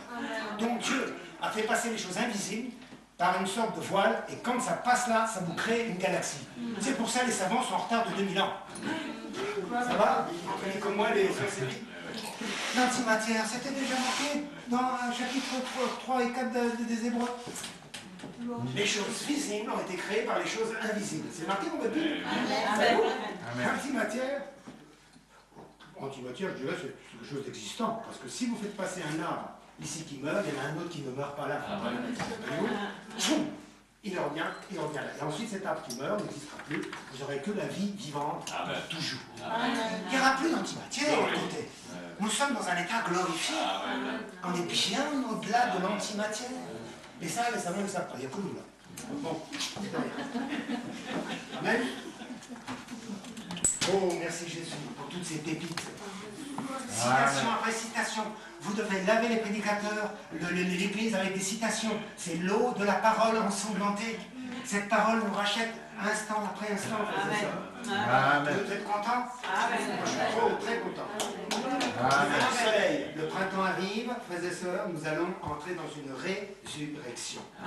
Dans une dynamique. La Bible dit de Jésus, il n'a pas dit « je suis vivant ». Il dit ici dans l'Apocalypse « je suis le vivant ». C'est très intéressant, important pour mon oreille ça. Le vivant, ça veut dire qu'il peut donner la vie à quiconque. Mais un vivant, il ne peut pas, c'est pas possible. Mais je suis le vivant. Et je peux vivifier celle-ci, celui-là, celui-ci. Il vous vivifie par son esprit vivifiant. C'est incroyable ça. La vie en abondance, ça, c'est ça. Je ne veux plus être triste, je ne veux plus voir les frères et sœurs tristes. Mais écraser ce serpent de la misère, de la tristesse sous vos pieds. Il y a du feu sous vos pieds. Ces pieds ont été embrasés dans le feu. Quand vous marchez sur les scorpions, c'est déjà fondu comme un corps au soleil. Est-ce possible d'avoir autant de puissance? Oui, amen. Et tout le monde dit amen. Amen, même les enfants. Vous voyez? Vous pouvez crier ici. On est très content que les gens crient comme il faut. Amen. Vous devez casser les oreilles du diable. Casser ses oreilles. S'il le faut. Amen.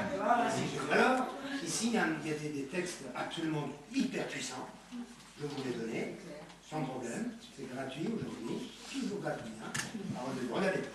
Faisons ceci. Sachez que quand on parle des 7 tonnerres, ça vous redonne le titre de propriété qui était perdu en Adam. Et Dieu a repris le livre dans sa main, c'est écrit là, ici aussi, et il le cache dans l'agneau Christ, attend que les 7 âges de l'Église soient passés, et en 63, l'ange descend et redonne ce livre au prophète, et le prophète vous le donne. Amen.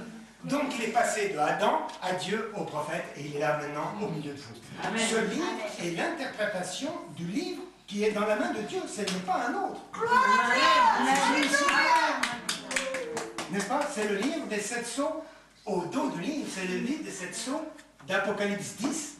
Frère Branham il parle des autres sceaux en Apocalypse 10. Lesquels sceaux c'est? C'est le sceau écrit dans les 6 premiers chapitres, dans Apocalypse 6 ou dans Apocalypse 10. C'est ça? Lesquels? Moi je sais que les deux sont liés, comme on l'a dit déjà avant.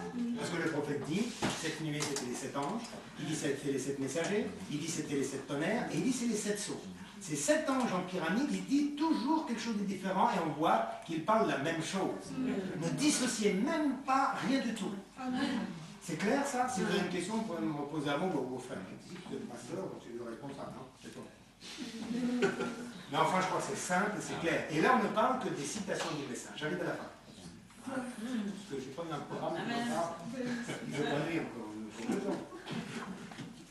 Frères et sœurs, si ça vous plaît, on continue. Mais je n'ai pas beaucoup de... Je n'ai pas pour l'autre. Hein. Parce que vous connaissez pas les citations, j'en ai quelques-unes là, mais je ne sais pas si je vais les dire. Je vais vous dire surtout ça dans le lever du soleil, qui est le dernier message de Frère Branham sur Easter, donc Pâques. Ici, il dit ceci. Voilà, on va attaquer fortement ça ici, c'est très très important. Vous pouvez recevoir un acte, c'est certain. Vous pouvez recevoir un acte donnant la propriété d'un certain lieu, mais cela ne veut pas dire pour autant que ce lieu vous appartiendra.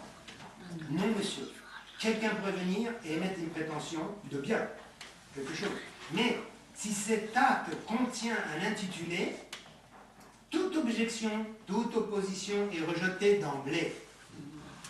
Voyez-vous, n'est-ce pas vrai?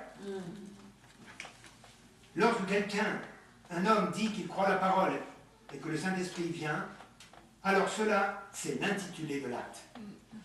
Voyez-vous? Et cela vous donne la permission, lorsque vous possédez l'intitulé, tout ce qui est mentionné dans l'acte vous appartient. Sans restriction. Voyez-vous? Ainsi, nous recevons l'intitulé lorsque le Saint-Esprit vient sur la base de cet acte que Dieu créa il y a bien longtemps avant la fondation du monde. Oh, c'est fantastique, ça va loin. Il inscrit votre nom dans le livre de vie. Mais étant né d'homme et d'une femme, sujet au péché, coupable pour le péché, mais lorsque je crus, je reçus l'acte. Et quand le Saint-Esprit est venu, ce fut l'intitulé lui-même déjà. Voyez-vous, spécifiant que tout ce qui était contre moi, que ce soit ma mère, mon père, ma grand-mère, etc., hein, qu'il l'ait fait, parce que sur 4 générations, on recevait des fléaux, etc., je connaissais la Bible, comme le fut le cas pour ce petit enfant épileptique sur lequel je viens de prier, cela lui était venu par un de ses grands-parents. C'est tout à fait possible, pourquoi pas. L'épilepsie tomba sur l'enfant, comme je l'ai dit. Mais quand l'intitulé est venu, le Saint-Esprit est venu dans la salle, vous vous rappelez, hein, il a effacé, annulé toutes ces choses. Ah, c'est intéressant. Hein. Alors, je détiens un intitulé. Le prophète dit, nous avons le master key, là, la clé qui ouvre toutes les portes. Vous arrivez dans la banque, vous avez oublié votre clé, tac, vous ouvrez tout. Hein? C'est fantastique, ça a une clé qui ouvre toutes les portes. Ah, merci. Sinon, vous avez un trousseau qui va non plus finir. C'est ça? Alors, une clé qui ouvre tout. Et même si, par exemple, c'est une nouvelle serrure qu'un diable aurait créée pour vous empêcher de rentrer maintenant dans la vertu, là, la puissance. Quand vous entrez cette clé, le métal se transforme et s'épouse à la nouvelle serrure que le diable a voulu fermer ses portes et clic, clac, clac. Le diable n'en revient pas de ses yeux. C'est possible ça, une clé magique pour un petit peu pour les enfants, une clé surnaturelle. Et le baptême du Saint-Esprit ouvre toutes les portes. Et le prophète dit l'Église a perdu le fait de lier et de délier. Mais quand vous avez cette master key, vous pouvez ouvrir et fermer. Vous fermez les démons dedans, vous libérez les frères et les sœurs. Ou n'importe qui, votre famille. C'est meilleur comme ça. Hein? Une clé extraordinaire. Amen. Fantastique, hein? Amen. Alors, ici, la grand-mère, grand-père, l'Église ici en bas, mais l'intitulé est face annulé. Alors je détiens l'intitulé. Si sûr que c'est le Saint-Esprit qui a ressuscité Christ dans les morts, je suis sûr que j'ai un intitulé certifiant que je suis un membre du corps. Cet intitulé du Saint-Esprit donnant la vie au corps de la parole, comme le fit avec lui. Il a promis qu'il ferait cela dans les derniers jours. Voyez-vous? Dans les derniers jours, là, le prophète essaie de nous dire qu'il y aura une puissance de résurrection qui va venir dans cet espace ici.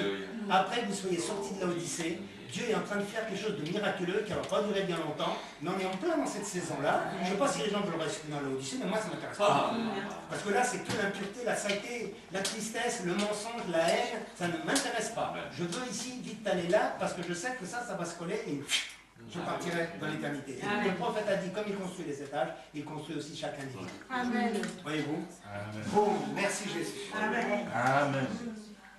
Merci Seigneur Jésus pour vraiment cette victoire totale. Voyez-vous, en fait, il a dégagé à la croix notre héritage. Amen. C'est pourquoi les 7 tonnerres nous redonnent notre héritage perdu en Adam, retrouvé en Christ et confirmé par les 7 tonnerres dans la fin des 7 âges.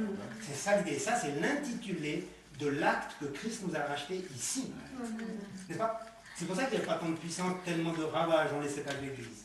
Là, vous arrivez à la perfection, et quand vous êtes à parfaite l'Église vivante, qui est parfaite, elle appelle tous les morts en Christ depuis Adam jusque-là, parce qu'ils ne pouvaient pas devenir parfaits sans nous, sinon ils y seraient arrivés. Et maintenant, ils seront parfaits grâce à nous, la petite particule qui leur manque, tchoum, au moment où la trompette sonne. Tout le monde est parti en un instant. Et après, on est tous enlevés en un clin d'œil à la rencontre du Seigneur dans les airs. Mais dans un corps glorifié. Chien, donc là, de l'antimatière. Parce que vous pouvez vous tenir dans le soleil sans être une odeur de roussi. Rien. Absolument. 16 millions de degrés. Tiens ici, bon, ça va. C'est bon. Pourquoi? Parce que vous êtes dans une autre matière. Vous pouvez traverser le soleil sans problème. Bon, ça c'est pour plus tard. Là, je vous envoie trop loin. Mais c'est vrai, c'est pas moi qui le dis. Le prophète dit une bombe atomique peut vous exploser dessus, il n'y a rien qui vous arrive. Il y a quelques millions de degrés dans une bombe atomique. Ouais, il a dit oui. C'est pas moi, c'est en plus avant que moi. Quand vous vous instruisez, moi je suis bien en dessous de certains ici. Mais c'est pas grave. Ils m'aident et je les aide. Moi j'ai autre chose, moi j'ai un autre don. Hein. Chacun on se donne quelque chose. Amis, frères et sœurs, c'est extraordinaire. Regardez, qu'est-ce que le livre de la rédemption, à la page 88. Ce type de propriété incontestable. Incontestable, incontestable, ça veut dire quoi? Ça veut dire qu'une recherche approfondie a été faite, qu'on est remonté jusqu'à son origine, comme la petite goutte d'encre ce matin, tombée dans le décolorant, retournée à son origine, et quand le péché a été confessé, qu'elle est tombée dans le sang de Jésus-Christ, cela produit un titre incontestable. Voyez-vous? Vous retournez tout droit au Créateur, comme on a parlé tout à l'heure. Alors là, vous pouvez commencer de prononcer la parole de Dieu comme Dieu au commencement. Amen. Frère Esther, demande ce que tu veux. Pour toi peut-être, mais aussi pour d'autres. Amen. On va arriver à la puissance suprême. Amen. Le prophète ici dans ce message-là, je suis désolé, je le dis quand même pour les membres, il n'a pas dit une petite connaissance, une petite vertu, une petite foi, une petite patience. Il a dit 3 choses. Une connaissance céleste, une connaissance spirituelle, et il a ajouté une connaissance suprême, une foi suprême. Il a dit ces vertus descendent d'en haut. elles sont entièrement surnaturelles.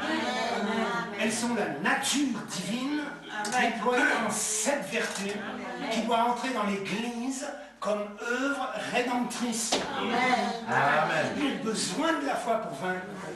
J'ai besoin de la vertu puissance pour sortir de la faiblesse. Quand je te prie, je n'ai pas de puissance, il n'y a rien qui arrive. Mais dès que cette puissance vous remplit votre âme et votre esprit, alors votre prière est puissante, elle est efficace et elle est exaucée. Amen. C'est ça, frère et sœur. Ne laissez pas le diable vous coincer dans la réunion de prière en disant t'as fait ça, t'as fait ça, t'as fait ça. Il va trouver toujours. Je dis Satan, ok, je suis tellement d'accord avec toi. Il n'y a pas de problème. Vous connaissez l'histoire de Luther? Je vous la raconte, elle est très formidable. Un jour, le diable vient le voir dans son bureau. Il était en train d'écrire, et puis là, le diable lui dit, t'as oublié ça, alors, il y avait tel et tel péché, tac, tac, tac, tac, tac, il a écrit tout, alors le diable, ça, et puis c'est une histoire vraie en plus. Bah oui. Puis alors, le diable, plutôt Luther, lui dit, mais tu as oublié une chose, mon vieux. Il lui a dit, t'as oublié une chose. Alors, Luther, je ne sais pas s'il a caché, il a écrit quelque chose comme ça, et il l'a montré au diable. Vous savez ce qu'il a écrit, Luther, à son époque déjà? Le sang de Jésus-Christ me purifie de tout péché. Et le diable est parti. Alors, frères et sœurs, si vous jouez à ce jeu-là, avec le diable, il vous coincera toujours. Vous allez prendre la Sainte Seine, il va vous rappeler ça, il va vous rappeler ça, il va vous rappeler ça, il va vous rappeler ça. Et vous êtes cuit. Vous rendez la Sainte Seine intime. Il ne faut pas faire ça. Il faut simplement dire, Seigneur, j'ai fait des péchés, je ne sais pas n'importe quoi ici, je pose ça là. Je demande pardon. Mais vous n'êtes pas en train de citer tout, parce que vous avez peut-être une liste qui est un peu longue, on sera encore là demain matin. Oubliez votre liste, mettez-la dans le feu de la Pentecôte, ça devait se brûler. Ça ne veut pas dire que vous faites ce que vous voulez. Vous ne pouvez pas rétablir quelque chose. Mais ne cherchez pas à rétablir toute votre vie, parce que vous n'en finirez jamais. Vous avez une expression continuelle. Dieu ne peut tomber 7 fois. Le juste, l'injuste. Non, le juste. Si c'était l'injuste, ça serait différent. Mais le juste tombe 7 fois, et il se relève toujours. C'est comme il faut faire. C'est ça qu'il faut faire. Vainquez le diable dans son mensonge. Hein? Et puis s'il dit vrai, vous avez une autre parole antidote. Donc je ne vais pas tout lire là, j'arrive à la fin et je vous lirai la suite, la dernière chose. Voyez-vous, et il a dit que c'est son sang sacré, il a dit que ce n'est pas le sang d'un juif, c'était le sang de Jésus-Christ, le sang de Dieu. C'est avec ça que nous sommes vraiment sauvés. Donc voyez-vous, un sang surnaturel créé par la parole parlée. Le sang est la dernière chose en fait qui a été créée par Dieu dans la création. Le sang de Jésus. Bon, les écureuils, ça existait déjà, Dieu les a refait. Il n'a pas inventé un nouvel animal, hein. Le prof Dieu dans l'histoire de Florent. C'est un animal qui existait déjà. Mais le sang a été créé parce qu'il vous donne la même valeur que ce qu'on doit avoir pour être aussi une parole parlée. Parce que la parole parlée est la semence originelle. Et Dieu utilise un moyen originel pour nous racheter. C'est-à-dire que nous, après la rédemption, nous devenons une parole originelle, c'est-à-dire éternelle. C'est la raison pour laquelle il vous rachète par quelque chose d'éternel. C'est juste là? C'est bon. On passe à autre chose. Voilà, bon, ça on a tout dit, vous voyez, j'ai tout dit, les citations. Et regardez un petit écriture là. Donc, il révèle tous les mystères qu'il y a eu dans le passé. Or, la pensée ici, c'est qu'au temps de la fin, les mystères qui ont commencé il y a très longtemps, ont traversé les 7 âges de l'Église. C'est marqué là. Doivent être révélés ici, à l'ouverture des sceaux. Bon, ici au dernier jour, une fois que le temps de l'intercession est presque terminé. Qu'est-ce que ça veut dire? Ça, c'est compliqué, mais on va le comprendre. Quand il passe d'agneau en lion, quand il est en train de faire le passage, c'est à ce moment-là que les 7 ténèbres descendent sur la terre. Le prophète dit, les voix étaient sur la terre. Et alors, pour ne pas enlever le sang complètement du propitiatoire, si vous voulez, il fait descendre le trône d'expiation dans cet espace-temps pour qu'il reste toujours du sang pour l'épouse et les nations. C'est un grand mystère, je vous dis là. C'est difficile à comprendre, mais moi ça va. Donc, Dieu doit ouvrir un moment ces 7 tonnerres. Il faut que la demeure de silence, si vous voulez, se déclenche d'une certaine façon. Alors, les 7 tonnerres descendent sur la terre et révèlent tout au prophète, Et le sang n'est plus sous propitiatoire. Pas de problème pour moi, puisqu'il est de toute façon quelque part, il est ici dans vous maintenant. Le trône d'expiation, c'est vous qui l'avez. Et les nations du monde sont bénies à cause de vous, frères et sœurs. Regardez, le Saint-Esprit est presque retiré de toutes les nations, dénominations aussi. Il n'y a presque plus Saint-Esprit. Et même dans le message, c'est vraiment précis. C'est juste, frère, ils sont d'accord là-bas, au Canada. Donc, où est le Saint-Esprit? Il faut qu'on le garde quelque part précieux. Je dois le garder. Pour ça, purifie mon cœur, Seigneur, pour que je sois un baptême de puissance, comme le frère ici, là, dans la page, là. Plus de toi, Seigneur, plus de toi. Il n'y a pas un chant qui dit plus de toi. Tu nous chanteras après, frère, hein, quand tu viendras par là derrière ici. Amen. Plus de Jésus, plus de puissance, plus de vertu, plus de patience, de connaissance, plus de piété, Seigneur. Voyez-vous? La foi possède toutes les vertus, le prophète a dit. Alors ne cherchez pas à vous compliquer, ne travaillez pas, ne cherchez pas à vous dire je manque de connaissances. Non, si tu as la foi, toutes les vertus sont dans la foi, le prophète dit. Et surtout, que maintenant, c'est plus une foi ordinaire, c'est une foi extraordinaire. C'est la foi des septonnaires qui va venir sur votre foi ordinaire. Elle va être dynamisée 7 fois. C'est seulement cette foi qui nous enlève, qui nous change en un instant d'un clin d'œil. Le prophète dit, nous n'avons pas cette foi, même pour la guérison. Maintenant, il faut quelque chose de plus puissant qui arrive. Donc, voyez-vous, je suis content que Dieu a plus pour nous encore. Amen. Voilà, donc, j'arrive à la fin de ces citations, je ne vais pas plus vous lire. Et je vais vous lire quelque chose à la fin. Donc voilà, le 7e source, c'est la fin de toutes choses. Il dit, nous sommes en train d'être à la fin. Est-ce que les gens, ici, dans ce groupe-là, vous réalisez qu'on arrive à la fin là? Vous avez les signes des temps là? Tout arrive. C'est incroyable. Partout, il y a des signes extraordinaires. Bon. Mais il nous faut vite rentrer dans cette arche. C'est comme une arche, hein, ça, si vous voulez. Vous voyez? C'est en forme de fusée là. C'est bon pour partir dans la bonne direction. Bon, après. Hein? Parce que si vous descendez dans la chambre de la folie, c'est pas très bon. Il ne faut pas descendre là-bas en bas. Il faut monter là. Et voyez-vous, Dieu va réunir tout le monde dans cette capsule là. Ça ressemble à un lemme, vous savez, comme les Américains ils ont. Et hop, on ne va pas aller sur la Lune. Hein. On va aller derrière la Voie lactée. Ce qu'on fera pendant midi. Bon. C'est une bonne idée, parce que c'est très loin. On ira dans la Voie lactée, mais je veux aller dans le trône de Dieu. Je veux entrer dans son trône. Parce que c'est très bien là.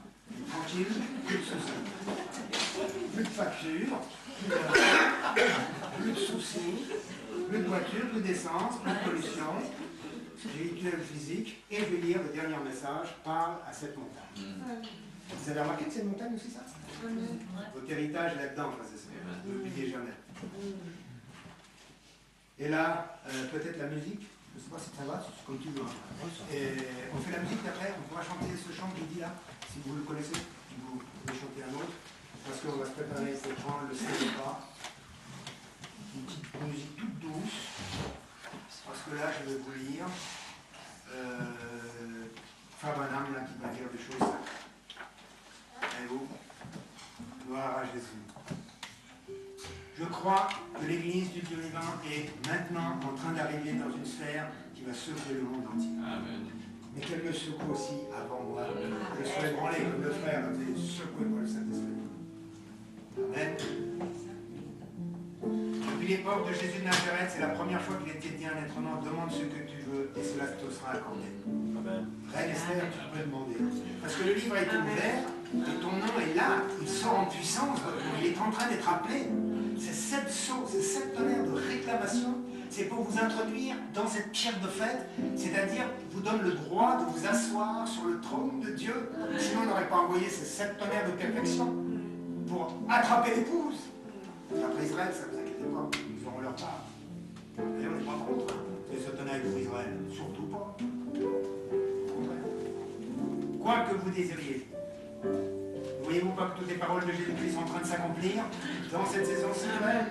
Bon, cela va arriver très bientôt. Je m'attends à ce que ça arrive dans cette réunion. Vous voyez, vous ramenez la parole prophétique au temps présent. C'est un prophète. Et il parle tout de suite maintenant pour vous maintenant. Il est ici le prophète. Christ, le Fils de l'homme, le Fils de Dieu est ici, frères et sœurs. Pas seulement dans moi, mais dans chacun de vous, frères et sœurs.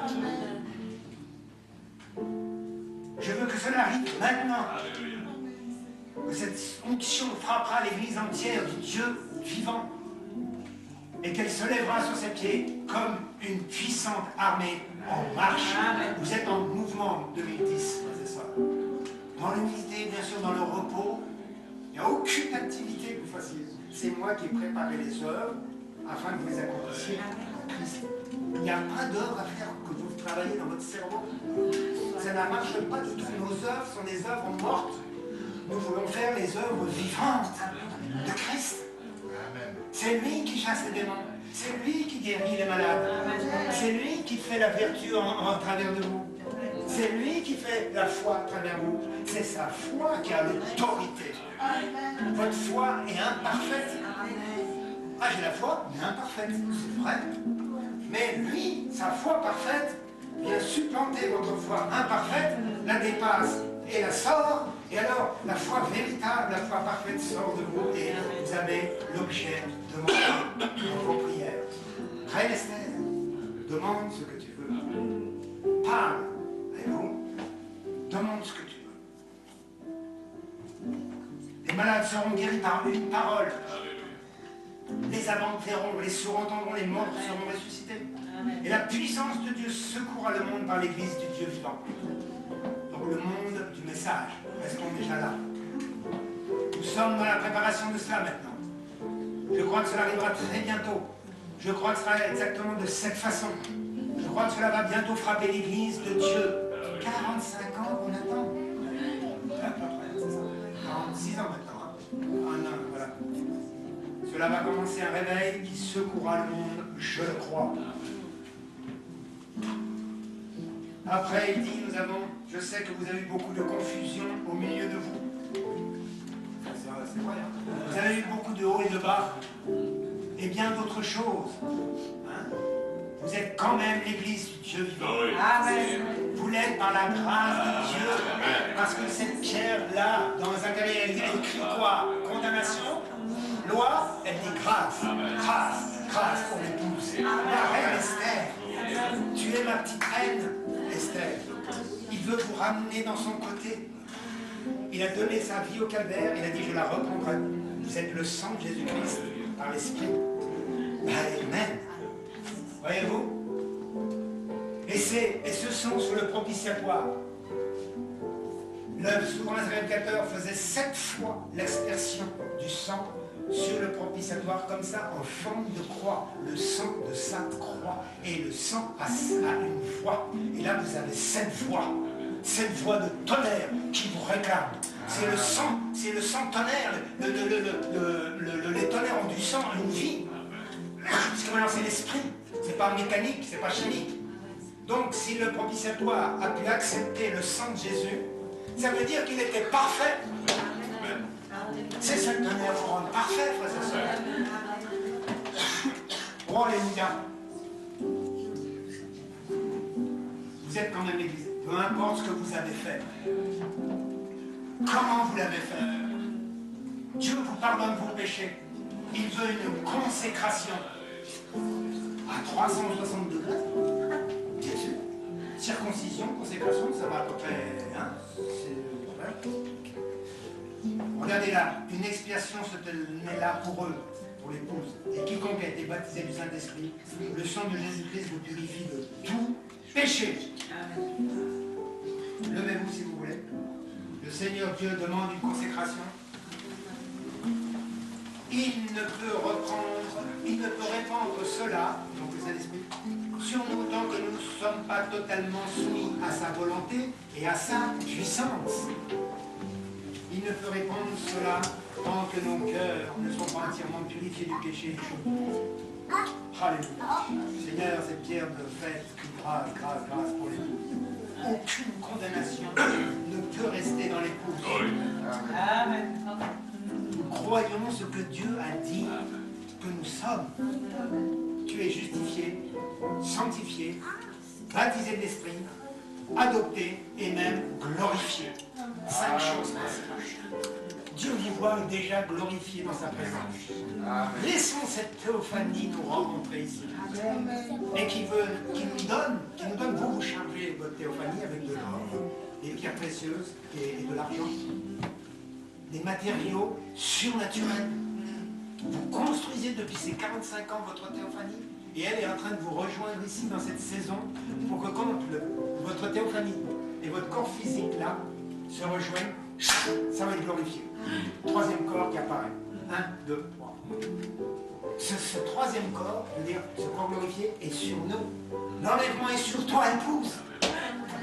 Amen. Vous êtes dans l'esprit de l'enlèvement, frères et sœurs, maintenant, qui est un esprit d'adoption, qui est un esprit d'amour, qui est un esprit de super foi. Cela doit venir cette année, nous le parlons. Parlez-le pour vous-même. Nous allons parler, nous le parlons déjà dans cette saison 2010. Et ça va arriver. Même en priant, adorons. Vous pouvez seulement qu'adorer. Il ne reste plus que ça. Seigneur, je peux que adorer. Je suis rien, Seigneur, je ne sommes rien. Et tu vois ton petit groupe ici, Seigneur, cette humilité qui est sur mes frères et mes sœurs. Seigneur, l'humilité royale du Fils de Dieu. Et tombe sur nous, Seigneur. Maintenant, nous pouvons saisir ce type de propriété incontestable, qu'il n'y a rien contre nous, rien contre nos frères. Oui, c'est vrai, Joseph, il n'y a rien contre Joseph. Finalement, Dieu est arrivé. Et rien contre toi, épouse, bien-aimée. Oh, le sang si puissant de l'agneau, un sang vivant, un sang lumière, car ce sang est devenu comme la Shekinah. La lumière ambre, Seigneur, la colonne de feu.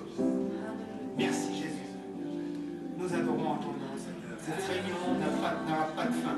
Nous ne voulons jamais arrêter de nous. Elle continue dans nos cœurs, dans nos voitures, dans nos maisons, à nos travail, sur les routes, au travail, Seigneur, partout. Cette onction nous conduit partout, Jésus.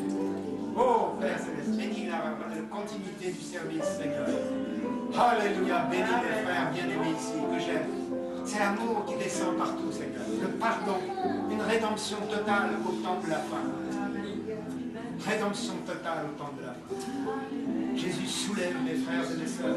Transporte-les dans l'éternité déjà.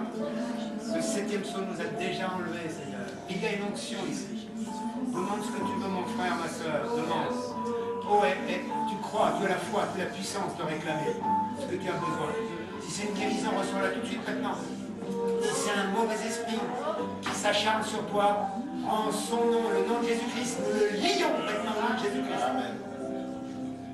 Nous lions tout cet esprit mauvais et nous délions nos frères. Que ton esprit soit délié, que ta conscience soit déliée, que ta mémoire soit déliée, que ton imagination soit déliée pour le service de Christ. Placez ces 5 canaux de l'esprit, ces 5 canaux de la chair sous la Shekinah. Que tous les canaux soient remplis du Saint-Esprit pour qu'ils puissent chanter la gloire de Dieu. Alléluia.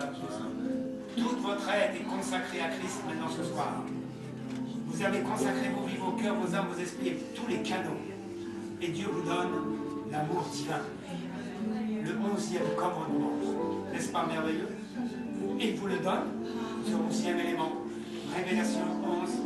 Il vous donne l'amour divin. Dans ce 7e saut. Christ ouvre le 7e saut et c'est l'amour qui sort. Les fleuves d'amour sortent de 7e saut brisé, ouvert au monde de l'épouse. Il a été ouvert au public de l'épouse, premièrement. C'est à vous qu'il a été donné le 7e saut. Et les eaux du 7e saut coulent sur vous. Vous inondent. Et tellement il y aura d'eau, cela vous soulèvera comme l'arche de Noé. Et plus haut, comme un homme qui partira dans les cieux, sur le trône de Dieu. Amen et amen et amen.